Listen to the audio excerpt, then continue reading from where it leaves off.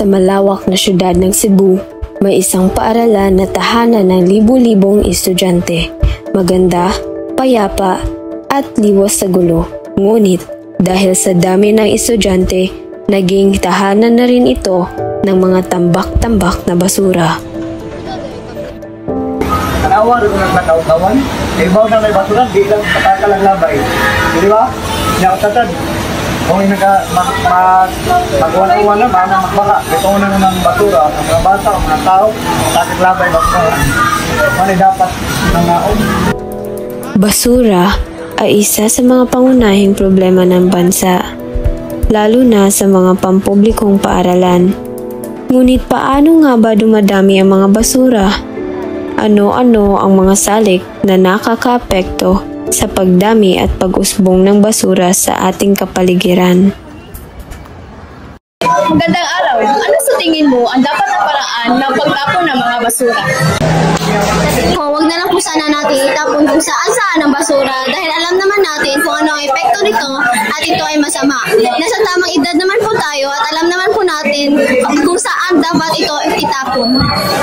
Ano ba dumadami ang basura? Madami ang basura kapag ang mga tao ay walang pakialam sa kanilang itinatapon na basura. Lalo na kapag ang itinapon nila ay hindi nila itinapon sa tamang lugar.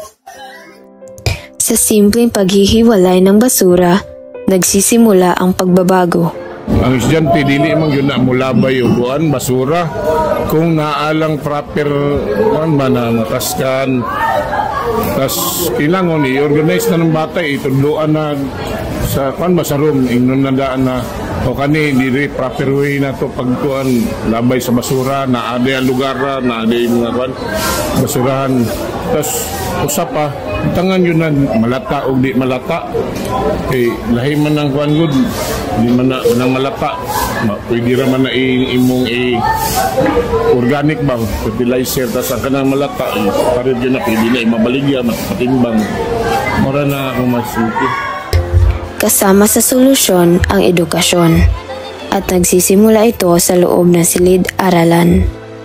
Tuwing may clean-up drive o brigada eskwela, pinapakita ng mga estudyante at guro ang diwa ng bayanihan. Walang maliit na ambag kung ito'y galing sa puso. Ibutan sa basurahan na tarong dili kay anara sa ubos. Nilapay lang na anara sa ubos. Nauman ang kuan. Timpong-timpong mo ilapay lang na sa kilid. Dili butang basurahan. Nagustuhan mo ba ang pamamaraan ng paglilinis dito sa Abellana National School? My answer is neutral because yes, I liked it pero it's like na siya kulang nga dapat if that place nga gilimpyuhan dapat mga students kay dapat na sila discipline for them nga ma-realize na that place is very clean. In my opinion, oo, dahil nalilinisan naman nila ito ng maayos. Ang problema lang is yung mga estudyante hindi marunong tumulong, like at least magtapon ng kanilang basura sa tamang basurahan. Yun lang.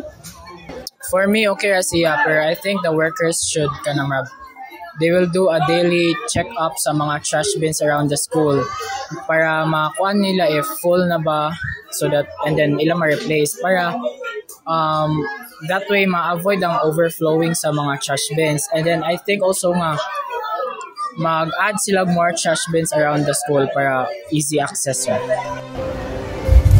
Ang kalinisan ng Abellana ay hindi lamang responsibilidad ng iilan. Ito ay tungkulin nating lahat.